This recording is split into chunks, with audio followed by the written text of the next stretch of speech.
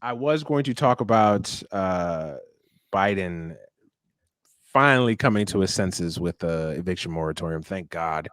Jesus Christ. The fact that this but listen, I Manny, don't want to I thought he couldn't do anything though. yeah, no, you're right. He couldn't, poor guy. Couldn't Jesus. He had to stay, he had to finish watching his reruns of Matlock and then only then at the final moment Corey, he looked out, he saw Cori Bush. He's like, okay, let's do something. Okay, Guys. fine. Let's fine. Let's get this black lady off the street, please. Let's go. Before they arrest her. Before they arrest her or shoot her, and then we have to put out a statement. Let's just do something. Oh man, don't you know Capitol Police? They're all just racist rednecks anyway. But let's be serious here though. Like, why did it have to come to this? Why did it have to come to the last day? Like, this administration, it's Joe Biden. Like, why are we acting surprised? This is Joe Biden's career. It's also like Pelosi. It's also Manchin. It's also like conservative Democrats in the House. I mean, Congress could have done something about it too. Yes, it did not even need to go to a deadline. It didn't even need to go to this point. It should have been done months ago. We're still in a pandemic. I know people like to act like it's summertime and everybody's out partying, me included. Like everybody likes to act like it's over. No, we're still in a pandemic. This is still here. It hasn't gone anywhere. Yeah, people are still hurting. People are still hurting. The economy is still not recovered all the way yet. Like we're still suffering the ills of this. So this idea that like, oh, we're just we're done. Like, I think we still need another round of stimulus checks. Like, we still need a bunch of things. Like, I'm still waiting for $2,000 checks that Democrats were going to put in everybody's hands. But let me not two let me things not that bring up kind of old wounds. concern me about this. One is that they kick the can down the road till October. So you're going to tell me Congress, which is taking like 7 weeks off, aren't they? Like they're about to go on recess for a little bit. Yeah, Congress going on recess has till October 3rd to figure this out. So one, that kind of concerns me because now we're going to be the same thing all over again with people being threatened to be kicked out of their homes. And then two, like there has to be some type of rent forgiveness set up with all this type of stuff because a lot of people foregone their rent because they weren't making money. They lost their jobs, weren't able to pay rent, weren't able to put food on the table. And now they're going to have to owe back pay to whatever rent payments they missed out. And a lot of people, especially low income people, are not going to be able to do that. So on top of getting kicked out of their houses, if this thing does not hold up, they're also going to have to owe back pay on rent, which is a really scary thought. So for me, I mean, I'm glad this. I got to stop using that word glad because I'm not glad, but it's a good thing. Even that is stupid that Biden stepped in and whatever extended it. But at the same time, it's just kicking the can down the road and really nothing has gotten done. It's typical Washington grandstanding. It's like they're just kicking. They're experts at just kicking the can down the road and just letting it keep being a thing instead of actually sitting down, rolling their sleeves up and fixing the issues, fixing the problem. They don't want to fix the problem because they don't know how to, and they don't care to. They don't care because it doesn't affect them. Didn't you know Nancy Pelosi's got all her freshly imported ice cream that she just stocks up in her freezer and she doesn't give a shit. Like she's oh God, I can't stand her. God, I just like literally. I'm sorry, this may sound crass and terrible and rude, especially in the culture and climate that we live in. But I've never met a woman that I wanted to punch more than Nancy Pelosi. God, I'm sorry. Man. I can't. Jesus Christ, dude. I can't stand that woman, man. I really cannot stand that woman. Like literally, she comes on my TV screen and I literally just get ill. She makes me sick too. I don't have the urge to punch her in the face, but I'm not going to punch her, and I don't want to punch women. I'm just saying. I know, but it's just. I mean, to me, Biden. I think if we're going to rank what people at fault here, I think it's Biden. Obviously, I think if you're the president of the United States, like you have to know that this is coming up and there's something to do about it. He obviously, it seemed like when you don't want to bring something up and you kind of stay quiet about it and you hope that it passes by. That's what it seemed like was going to happen. Shout out to Cori Bush because without Cori Bush, none of this would have happened. So gratitude there for any. I think this is what people want to see from the squad. I think a lot of people have been critical of the squad and rightfully so. And I think that they're kind of starting to turn the corner, especially with the way they're handling the infrastructure bill of like being what we want them to be. So to me, this was a good moment for the squad. This was a good moment for progressives. And hopefully they can carry that momentum in the infrastructure bill. So I'm excited about that because I think we all been kind of waiting for that.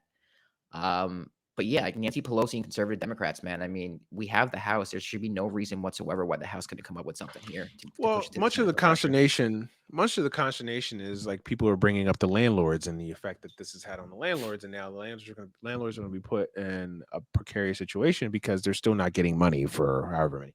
But it's like Right. people are not. These landlords need to understand that everybody went through the same thing. Yes, you have to pay your bills because you're a landlord and you have bills to pay. You're using this property, whatever it may be, house, rent, apartment building, whatever, to subsidize your income. This is your business just as much. But if people that are in your properties can't afford to pay you, okay, you put these people out, then what? Okay, what do you You're not getting your money. you're not getting your money. This is what these people don't understand. You're not getting your money. Okay, you'll find another group of renters that may want to rent. Great. So you can, because the belief is that, okay, Josh and Manny are staying in apartments that aren't being paid for because of COVID and the eviction moratorium, yada, yada, yada. Okay, you kick us out and you bring two yuppies or yahoos, whatever, in here. And then what happens? The pandemic gets worse. We go through another lockdown. Then guess what? Oh, shit, we're back to the same thing all over again. Right. It's just like it doesn't, the reasoning behind it is so stupid. It's just like it doesn't even make sense to me. But again, it's just this all would have been prevented that when the start of the pandemic, the government just paid people to stay home, and like this all could have just like been Canada. avoided. Yeah, But this you know, all could have God been forbid. avoided. But no, socialism is bad, Josh. You know, it's you know, we don't want to be Cuba, God forbid. So yeah, it's just it's so frustrating. It's so frustrating because it's like everybody knows that this is the right thing to do, but yet we're finding reasons and arguments to not do it. But like, I actually don't know the answer to this question. I think you do. I'm not smart enough. Maybe viewers can help us out in the comments. But like, where's the money go? Like, there's obviously some money that is being like, I wouldn't say dark money. Maybe that's the word. But like, there's a reason. Like, what lobbyists are in these guys' pockets? Like the mansion pockets in cinema, where it's just kind of like, no, we can't do this. Is that real estate? Yeah. I mean, listen, there's lobbyists everywhere, man. You can't listen. Yeah. That's the thing about DC, man. There's so many fucking lobbyists everywhere. Like, there's lobbyists littered all over that town, man. So, like, there's lobbyists. There's big pharma lobbyists, obviously. There's the defense contractors. There's real estate. You don't think real estate got lobbies? These motherfuckers. That's what I'm saying. It's probably some type of real estate lobby where it's just kind of like, yeah. And then there's also the thing of like, oh, people living off the government, the you know, what's the term that they use for it? The freeloaders and things like that. The welfare state. The welfare state, right? Like, so there's that aspect of it too. Don't disregard that. There's a lot of people that feel like, God forbid, we give people extra money and unemployment, they will never come back to work. Or God forbid that we give people an eviction moratorium, they'll never leave.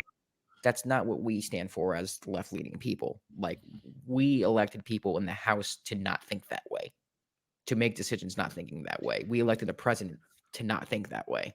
It's dark money, man. It's dark money. That's my thesis to everything. It's dark money and it's influence. It's the influence and dark money, and they go hand in hand. They're symbiotic, and you know, it's like these things. There's no conscious reason to leave people homeless. It doesn't make any sense.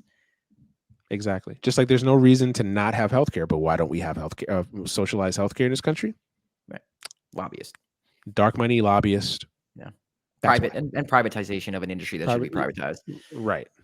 Yeah. It's all those things, but pretty much lobbyists and money. It's essentially what it all comes down to.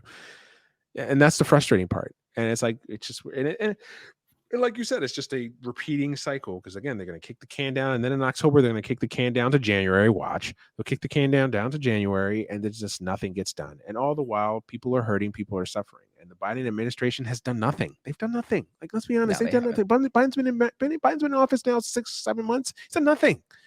He's done nothing. He can't get this infrastructure bill passed. He's too much with the bipartisan and trying to get Kristen Sinema and the Joe Manchins on board. Like, let's just stop it already. You have a majority in the Senate. You have a majority in the House. Like, get things done. You're not going to have a better opportunity to get stuff done than now. You're still quabbling and you're still quibbling about the freaking the student loans thing. Like, you haven't even gotten that done. Like, he kicked that can down the road too. Exactly. And the most galling thing of it all is watching Bernie try to defend it because Bernie's trying to play nice because he's the budget chair. He's the head of the budget committee. And I think, like, not to defend the squad, but I think that's what they were doing in the beginning, and I think that's starting to turn a little bit because you start realizing like 2022 is right around the corner, man. And I'm glad you brought that up. Yeah, the Democrats are going to get their asses handed to them in 2022. I agree. Watch. A lot of this is also these back to brunch liberals. They're done because the big bad villain Trump is gone. Not going to vote, and it's not going to vote. And another thing is Biden has done nothing. He's done nothing. He's at best stabilized, if that. I wouldn't say he did nothing. I mean, the stimulus thing was okay. I mean, the child tax credit was a big thing. The best thing he's done is the child. The best thing he's done is the child. Not to cut you off. The best thing he's done is the child tax credit in Afghanistan. In my book, child tax credit in Afghanistan. I'm not gonna give him the stimulus check because they blew that because remember 2000 all of a sudden became 1400. Well, no, it's 40. No. Sorry, we meant 14 and 600. No, that's not. No, that's I'm not with you on that. They blew that. I'm not trying to defend Biden, but like to me, it's like, yeah, you're right. I'm actually agreeing with you here. Like he's done. I think he got off to what I thought was kind of like a start where I was like, oh, he's a little more left than I thought he'd be, but it's come back to the center very quickly, and I'm not really happy about that. Then like some of the decisions with the Senate parliamentarian and leaving it up to that, it's just terrible decisions. And then Kamala, you heard about the stuff that Kamala's like like the worst, the most least popular vice president in history, and she's just awful. She's terrible. Which is she's actually very concerning for 2024 because that's who they want to hand the ball off. I'm telling you right now, they cannot run her against DeSantis in 2024. She's going to lose. She's going to lose. I agree. Like she's going to lose against DeSantis. She's going to lose against Trump. She might lose against any Republican, honestly. That's how bad she is. But that, to me, like that should be like that should sound insane that Ron DeSantis can be president of the United States. But this is the thing that I always bring up. It's like, again, it's not enough to just be better than bad. It's not enough. But people in this country shouldn't be voting for bad. That's my point. Like I understand, and I know this makes me sound like a Democratic shill or whatever. Whatever. To me, like there is one. I have a chicken thing. There is one. There is one. When I talk about Kamala, it makes me eat chicken fingers. It's okay. There is one party in this government that is absolutely reprehensible and on the obviously on the wrong side of history with everything, and that's the Libertarians. Oh, sorry, never mind. It's the Republican Party. I'm sorry. So, although I don't like the Democratic Party, listen, everyone listening who's new to the show, I don't like the Democratic Party. I don't. But if there's anyone who represents like, well, lesser of two evils, it has become me because to me the other option's so bad that I can't fathom how anyone with cognitive ability to follow logic vote for them. Like it's unforgivable for me to that people even go to the voting booth and vote for them. Like that's how low I think of them, and how like we can rag on Kamala all we want about how she shouldn't be able to lose to a Republican, but like who are these people voting for Republicans at this point? Like it's fucking crazy to me. It's crazy. Yeah, no, you're not wrong, but then again, that's a bigger problem than Kamala, even though that is a problem. I think they're both a problem. Just one's worse. One's cancer, one's diabetes. You just got to pick and choose. What you you want to poke yourself, or do you just want to go through chemo? Like it's just that's literally what you have to choose from, and it sucks. And I'm in the camp of fuck lesser of two evils. Let's fix the problem. Let's address the systemic issues that continuously leave us in this same rut. I'm with that, but to me, even do that is to push the Democratic Party left because they're the only party that we can actually make change in. But then again, it's hard to push the Democratic Party left when you find out that the establishment has so much part of it, i.e. Nina Turner. I mean, the fact that stiff beat Nina last week, that's another. I just had a shitty week. Matt's, Nina Turner, that's just an awful fucking week. Just awful. Yeah, no, listen, we've had this conversation on the show many times. We both know where we stand, and listeners who have been following us from day one, they know where we stand. Obviously, for the new folks, hopefully you guys got a good glimpse of where we stand. Listen, we both want the same things. You have a little bit more of a pragmatic approach to it. I'm not even saying I don't have a pragmatic approach to it, but I'm just like I'm I get it. I get when people will say like, look, Yeah. what is the Democratic Party exactly doing to earn any I high get it too. merits here? I get it too. I mean, I always say that. I understand someone who doesn't vote. I totally get it. I know a lot of people are like, well, you should vote because people fought for it. It's like, yeah, but people also fought for the decision to vote or not to vote, and people have to own your vote. I don't think anyone's entitled to your vote, and I don't think the Democratic that's my Party point. does a good job of convincing people to vote for them. So I do agree with you on that No, aspect.